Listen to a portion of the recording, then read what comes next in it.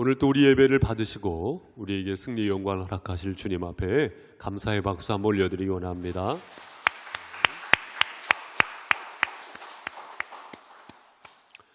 오늘 주일 설교는 지난 주 중에 한 성도님을 만나서 이런저런 대화를 나눴는데 그 대화 속에서 동기부여를 받았음을 먼저 밝히고 싶습니다. 우리 교회 성도님은 아니신데 이 성도님께서는 아마도 추측하건대 60대 후반이나 70대 초반 정도 되신 머리가 좀 하얗신 집사님이신데요.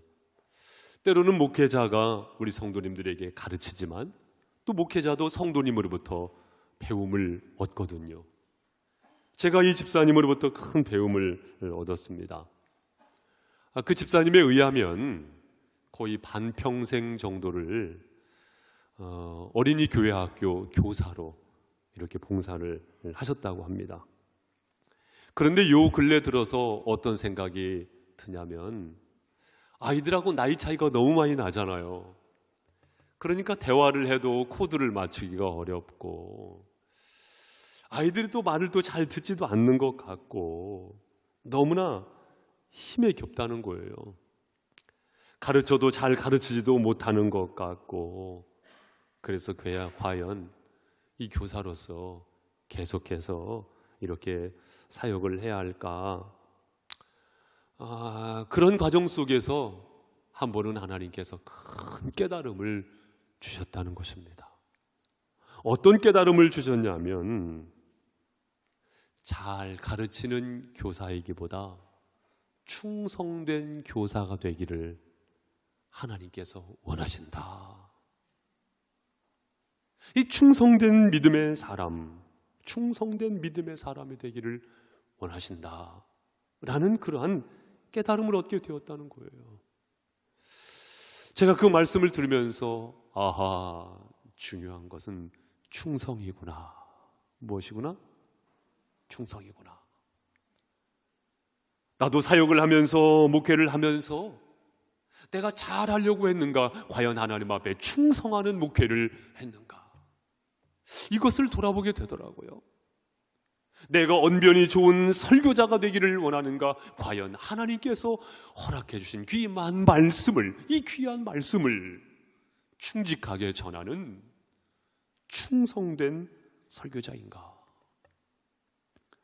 사랑하는 성도 여러분, 우리는 과연 하나님 앞에 충성하는 믿음의 사람인가? 고린도전서 4장 2절에 보니까 맡은 자들에게 구할 것은 충성이니라. 무엇이니라? 충성이니라. 충성이니라. 여러분 어떻습니까? 우리의 충성도는 어떻습니까, 여러분?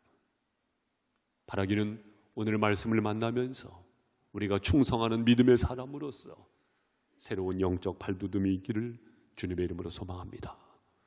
그 소망 속에서 우리 한 번 더 25장 13절 말씀, 잠언 25장 13절 말씀 한 번 더 같이 읽습니다. 시작. 충성된 사자는 그를 보낸 이에게 마치 추수하는 날의 얼음 냉수 같아서 능히 그 주인의 마음을 시원하게 하느니라. 아멘. 충성된 사자는 그를 보낸 이에게, 따라해 보세요. 그를 보낸 이에게, 우리가 충성스러운 믿음의 사람이기 위하여 첫 번째로 기억해야 할 것은 그를 보낸 이에게, 바로 나를 보낸 이가 있음을 잊지 말아야 한다는 것입니다.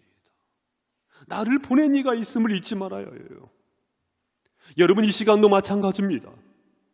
여러분을, 저를 보낸 이가 있음을 기억하실 수 있기를 바랍니다. 교회로 보냅니다. 삶의 현장으로 보냅니다. 사역의 현장으로 보냅니다. 하나님께서 보내셨다, 그 말씀이거든요. 그런데 어떤 경우에는요, 예기치 않았던 인생의 궁지로 밀어 보내실 때도 있죠. 요즘에 주중에 큐티를 다니엘서 말씀을 보셨을 텐데 1차, 2차, 3차에 걸쳐서 남유다 백성들이요 포로로 끌려가잖아요. 다니엘 같은 경우에 1차 포로로 끌려갔던 사람, 다시 말하면 그때 당시에 귀족의 자녀들을 먼저 끌고 갔거든요. 그래서 귀족의 자녀들 중에 한 사람이 바로 이 다니엘이었습니다. 아마 다니엘의 입장은 억울했을 거예요. 그 청소년이, 그 젊은이가 무슨 죄가 있다고 끌려간단 말입니까? 그런데 여러분, 이 다니엘이요, 바벨론의 생활 속에서 왕의 진미를 거부합니다. 포도주를 거부합니다. 아마도 왕께서 하달하신 음식, 그것을 받아들었다고 한다면 적당한 타협이 있었겠지요. 떨어지는 콩고물도 있었을 겁니다. 그러나 먹지 않겠다는 거예요. 받지 않겠다는 것입니다. 마시지 않겠다는 것입니다. 거절할 수 있는 거절 능력. 여러분, 이 거절 능력이 어디에서 왔을까요? 하나냐도 미사엘도 아사랴도 마찬가지입니다. 차라리 채소만 먹겠다는 것입니다. 하지만 그 얼굴이 더 윤택해지잖아요. 그들에게 하나님의 지혜와 하나님의 총명이 임하게 되지 않습니까? 여러분, 다니엘이 그리고 또한 사드락과 메삭과 아벳느고가 이처럼 결단할 수 있었던 근거는 어디에서 왔을까요? 하나님께서 그곳에 보내셨다는 것입니다. 바벨론일지언정 하나님께서 보내셨다는 거예요. 그래서 거기에서도 하나님의 빛을 잃어버리지 않고 밝힐 수가 있었던 것입니다. 여러분, 아무리 곤란한 지경이라 하더라도 그 상황에 집중하기보다 나를 보내신 이에게 더 집중할 수 있기를 바랍니다. 나를 보내신 이가 있다는 말씀입니다. 정말로 여기에 집중한다고 한다면 어떤 고백이 있는 줄 아십니까? 로마서 14장 8절에 보니까 사도 바울은 말합니다. 우리가 살아도 주를 위해 살고 죽어도 주를 위하여 죽나니 그러므로 사나 죽으나 우리가 누구의 것이로다? 주의 것이로다.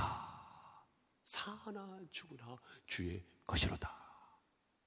사랑하는 성도 여러분, 여러분의 삶의 처소 그곳에서 하나님의 영광의 빛을 밝힐 수 있기를 주님의 이름으로 축복합니다. 충성, 충성, 충성. 하나님 앞에 충성하는 가운데 그 빛을 밝힐 수가 있는데요. 사랑하는 성도 여러분, 나를 보내신 이가 있다는 것입니다. 또한 계속해서 말씀을 보실 때 충성된 사자는 그를 보낸 이에게 마치 추수하는 날의 얼음 냉수 같아서. 추수하는 날에, 따라해 보세요. 추수하는 날에, 추수하는 날에 얼음 냉수 같아서. 여러분, 추수하는 날이 있지요. 마찬가지로 우리도 사계절 중에서 요즘 한참 가을 거지를 하고 있는 때가 아니겠습니까? 추수의 때는 항상 있는 것이 아니지 않습니까? 모든 범사에는 때가 있더라고요. 무엇이 있더라고요? 때가 있더라고요. 목욕탕집 사장님의 운영 철학 중에 하나가 그것이라고 하잖아요. 모든 사람에게는 뭐가 있다? 때가 있다. 때가 있다. 물론 우리가 지칭하는 때는 그 때가 아니지만 바로 타이밍이 있다 그것입니다. 타이밍이 있다 그거예요. 전도서 3장 1절 말씀에도 범사에 기한이 있고 천하만사가 다 때가 있나니 날 때가 있고 죽을 때가 있고 심을 때가 있고 심은 것을 뽑을 때가 있다. 여러분, 때가 있다는 것입니다. 이 추수의 때에 누구를 필요로 하옵니까? 손을 거둘 사람을 필요로 하지요. 다시 말하면 일꾼을 필요로 하지 않습니까? 우리가 그렇습니다, 여러분. 하나님 앞에 쓰임받을 때가 있다는 것입니다. 우리가 이것을 분명히 알 때 충성할 수가 있습니다. 할렐루야. 여러분, 쓰임받을 때가 있어요. 쓰임받을 때가 있어요. 최윤종 목사도 항상 쓰임받을까요? 그렇지 않습니다. 그렇지 않습니다. 지금이야말로 골든타임입니다. 어떤 골든타임? 하나님 앞에 쓰임받을 타임. 그 골든타임입니다. 여러분이 항상 하나님 앞에 쓰임받을 것 같습니까? 같지도 않습니다. 그렇기 때문에 우리는 하나님 앞에 쓰임받는 영광스러움, 그 영광스러움을 과연 영광스러움으로 여겨야 할 것입니다. 할렐루야. 나를 쓰시는 하나님 얼마나 감사합니까? 우리는 그 영광스러움을 잃어버려서는 안 됩니다. 어제와 그제 교회 김장을 할 때도 한편으로는 우리 성도님들 뵈면서 참 봉사하시는 그 모습을 뵐 때 안쓰럽기도 하더라고요. 하지만 한편으로는 하나님 앞에 쓰임 받으시는 모습을 보면서 우리 성도님의 복이다. 무엇이다? 복이다. 복이다. 하나님 앞에 쓰임 받으시는 한 분 한 분의 복인 줄로 믿습니다. 여러분, 이 영광스러움은 그 무엇과도 바꿀 수가 없습니다. 여러분이 세상 속에서 박수를 받는, 찬사를 받는 그 황홀함보다 하나님 앞에 쓰임받는 영광스러움이 더 큰 것 아니겠습니까? 호의호식을 하면서 안락함을 누리는 것보다 오히려 하나님 앞에 쓰임받는, 하나님께서 나를 필요로 하는 그것으로 인하여서 하나님 앞에 쓰임받는 영광스러움, 그것이 더 큰 것 아니겠습니까? 마찬가지로 저는 우리 교회가 이 시대에 하나님 앞에 쓰임받는 그 영광스러움이 가득한 교회가 되기를 소망합니다. 지난주일 추수감사주일을 보내면서 우리 성도님들이 곡물과 과일을 함께 강단 장식을 해주셨어요. 그것을 가지고 우리 홍성교도소의 여성분들, 다만의 여성분들 50여 분에게 함께 나눔을 했고요. 또한 1789부대 그 부대교회가 있는데 그 부대교회에 출석하는 우리 장병들, 그들과 함께 나눔을 했고요. 그리고 또한 쌀자루가 있지 않았습니까? 그 쌀은 모 정신병원에 가져다 드렸어요. 물론 그것이 얼마나 도움이 됐겠습니까마는 밥 한 끼라도 그것으로 헤어 드시지요 하면서 나눠드렸습니다. 여러분, 존재하는 교회로 끝나지 아니하고 이 시대에 쓰임받는 교회로서, 여러분, 그리스도인의 행복이 어디에서 올까요? 다른 사람을 행복하게 하면 그것이 우리의 행복인 것이에요. 할렐루야. 하나님 앞에 영광이 된다고 한다면 그것이 우리에게 큰 영광인 줄로 믿습니다. 전도서 11장 1절에 너는 내 떡을 물 위에 던져라 여러 날 후에 도로 찾으리라. 여러분, 도로 찾을 것 있어요? 어떤 분은 도로 찾을 것이 없는 분도 있을 거예요. 그러면 안 됩니다. 여러 날 후에 도로 찾으리라. 도로 찾을 것이 있어야 합니다. 사랑하는 성도 여러분, 우리의 삶 속에서 하나님께 영광이 되어지는 것, 주님께 쓰임받는 것, 그 영광을 다시금 기억하시며 주께서 나를 쓰시고자 할 때, 무엇 하시고자 할 때? 쓰시고자 할 때 이사야 선지자의 반응이 있었지 않습니까? 주여, 내가 여기 있나이다. 나를 보내소서. 나를 보내소서. 이 믿음의 고백으로 나가심으로 말미암아 진정 충성하는 믿음의 종이 되시기를 주님의 이름으로 권면을 드립니다. 마지막으로 하반절에 보니까 어떤 말씀이 있습니까? 능히 그 주인의 마음을 시원하게 하느니라. 따라해 보세요. 시원하게 하느니라. 예, 주인의 마음을 시원하게 하느니라. 주인의 마음을 걱정스럽게 하느니라. 이것이 아니고요, 시원하게 하느니라. 주인의 마음을 노하시게 하느니라. 그것이 아니고요, 기쁘시게 시원하게 하느니라. 주인의 마음을 안타깝게 하느니라가 아니고요, 시원하게 영광스럽게 영광이 되시게 하느니라. 바로 그 말씀입니다, 여러분. 그렇다면 주인의 마음을 시원하게 하기 위하여 우리는 한 걸음 더 나아가서 무엇을 알아야 합니까? 주님께서 무엇을 원하실까? 그것을 알아야 합니다. 따라해 보세요. 주님께서 무엇을 원하실까? 주님께서 무엇을 원하실까? 그것이 믿음 생활 아닙니까, 여러분? 내가 하고 싶은 대로가 아니고 과연 주님께서 무엇을 원하실까? 열심은 있는데 자칫 주님과 상관없는 열심, 참 안타까운 것 아니겠습니까? 내 만족을 위한 믿음의 삶이 아니고 주님께서 무엇을 원하실까? 이것을 알고 이것을 헤아릴 수 있을 때에 우리는 과연 주님의 마음을 시원케 해드리는, 다시 말씀드리면 충성스러운 믿음의 종이 되는 것 아니겠습니까? 그렇다면 어떻게 하면 주님의 마음을, 주님께서 무엇을 원하실까? 그것을 헤아릴 수가 있을까요? 먼저는요, 예배를 통해서입니다. 따라해 보세요. 예배를 통해서. 또한 말씀을 통하여입니다. 따라해 보세요. 말씀을 통하여. 또한 기도할 때. 따라해 보세요. 기도할 때. 그때 거기에서 벗어나지 아니하지 않습니까? 예배하는 것입니다. 우리는 예배를 통하여서 하나님의 신령한 임재하심 가운데 주님께서 이것을 원하시는구나. 내 마음대로가 아니고 주님의 뜻을 따라서 믿음의 발걸음을 뗄 수 있는 것 아니겠습니까? 마리아와 마르다를 기억하실 것입니다. 마르다는요, 분주했어요. 그것을 주님께서 원하시는 줄 알았어요. 그러나 그것은 착각이었죠.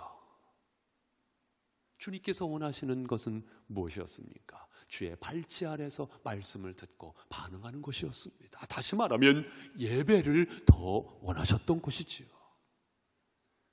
그런 가운데 주님께서는 어떻게 표현을 하셨습니까? 내가 많은 일로 분주하지만 마리아는 지금 좋은 편을 택하였으니 내가 뺏기지 않을 거야.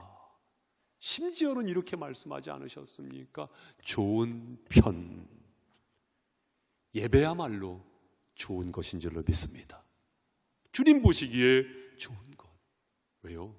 우리가 믿음의 길을 걸어가면서 그 예배를 통해서 주님의 마음을 헤아릴 수가 있거든요. 또한 무엇을 통하여? 말씀을 통하여. 따라해 보세요. 말씀을 통하여. 우리의 믿음의 삶은 말씀과 함께하는 생활이어야 할 줄로 믿습니다. 그런 측면에서 여러분, 지난 몇 주간 동안 창세기 말씀을 잘 필사하셨어요. 참 잘하셨어요. 마음으로는요, 도장을 딱 찍어드리고 싶어요. 그런데 아울러서 이 말씀을 드리고 싶어요. 그렇다고 해서 공로의식은 갖지 마시기 바랍니다. 나는 이래봐도 성경을 필사한 사람이야. 공로의식을 갖지는 마시기 바랍니다. 그렇다고 한다면 말짱 도루묵. 공로의식은 황색불이에요. 황색불이에요. 창세기 말씀을 필사하시면서 1장부터 50장까지 장장절절 단어를 쓰시면서 하나님의 말씀과 함께하는 시간이 더 많아지셨다고 한다면 그것이야말로 복인 줄로 믿습니다. 혹여나 나는 필사하지 못했다라고 해서 이번의 계기 가운데 위축감을 갖거나 불안해하실 필요도 없습니다. 그것이 하나의 도전이 되어서 하나님의 말씀과 함께 하시는 시간을 더 가지시면 돼요. 그러면 복이 되는 줄로 믿습니다. 중요한 것은 무엇입니까? 우리가 믿음의 삶을 살아가면서 하나님의 말씀과 함께 하는 것입니다. 그때 하나님께서 무엇을 원하시는지 순간순간마다 헤아려가며 알아갈 수가 있으니 하나님의 말씀과 함께하는 믿음의 생활, 덮어놓고 믿는 생활이 아니고 펴놓고 믿는 생활, 내 마음대로 신앙생활이 아니고 하나님께서 원하시는 믿음의 삶을 한 뼘 더 열어가시기를 주님의 이름으로 권면을 드립니다. 또한 기도함으로, 따라해 보세요. 기도함으로.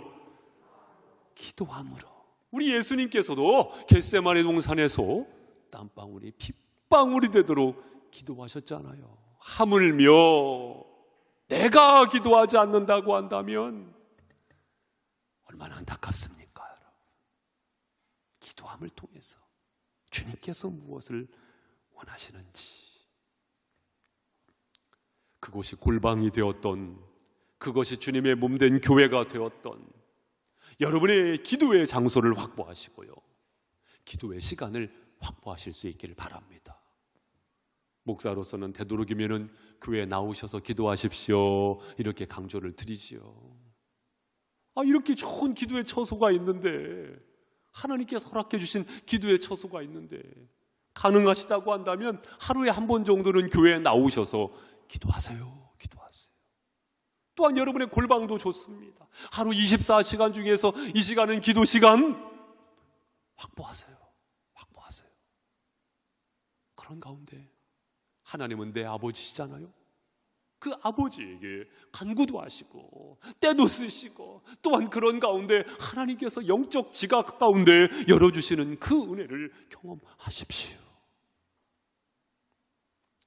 여러분, 기도하다 보면 성경에 왜 이렇게 기도하라고 하시는지, 왜 이렇게 기도가 중요한지 기도하다 보면 깨닫잖아요. 직접 기도하지 아니하면 왜 그렇게 기도를 강조하는지 알 수 없죠. 그것은 시간적으로 볼 때도 내 생활에 마이너스고, 열심으로 볼 때도 내 생활에 마이너스고, 기도하는 시간에 내가 한 걸음 더 뛰면 되니까. 하지만 그것을 접고 기도하다 보면 두 손 두 발이 꽁꽁 묶인 것과 같이 오직 하나님만을 바라보면서 기도하다 보면, 그래서 기도가 중요한 것이구나, 비로소 깨닫잖아요. 때로는 금식하면서 아픈 배를 움켜쥐면서 기도하다 보면, 그래서 기도하라고 하는 것이구나, 깨닫잖아요. 그런 가운데 하나님의 마음을 헤아리게 되는 것 아니겠습니까? 사랑하는 성도 여러분, 마태복음 25장 21절 말씀에 잘하였도다 착하고 충성된 종아, 내가 작은 일에 충성하였음에 내가 많은 것을 내게 맡기리니 내 주인의 즐거움에 참여할지어다. 잘하였도다 착하고 충성된 종아. 여러분 그거 아세요? 주님께서는요, 착한 종을 충성되게 여기십니다. 충성된 종을 착하게 인정하시는 것입니다. 그래서 잘하였도다 착하고 충성된 종아. 악하고 게으른 종아가 아니고 잘하였도다 착하고 충성된 종아. 우리에게 이 충성이 있어야 할 줄로 믿습니다. 죽도록 충성하라, 생명의 멸류관을 내게 주리라. 충성입니다. 충성. 이제 우리는 12월 달을 맞이하게 됩니다. 한 해의 마무리지요. 좋은 마무리가 있으면 2023년도 좋은 시작이 있을 겁니다. 그렇다면 우리는 어떻게 좋은 마무리를 할 수가 있을까요? 다른 것보다도 하나님 앞에 충성됨으로 말미암아 이 해에 좋은 마무리가 있으실 수 있기를 바랍니다. 나를 보낸 이가 있음을 기억하시고 쓰임받음에 대한 영광을 아시며 주님의 마음을 헤아리심으로 말미암아 충성된 종, 충성된 믿음의 사람, 충성된 직분자, 충성된 하나님의 종으로서 이 세 달을 여실 수 있기를 바랍니다. 고상한 신앙생활을 하려고 하지 마세요. 우아한 신앙생활을 하려고 하지 마세요. 충성된 믿음의 생활을 여실 수 있기를 바랍니다. 성령님께서 저와 여러분을 도우실 줄로 믿습니다. 기도합니다.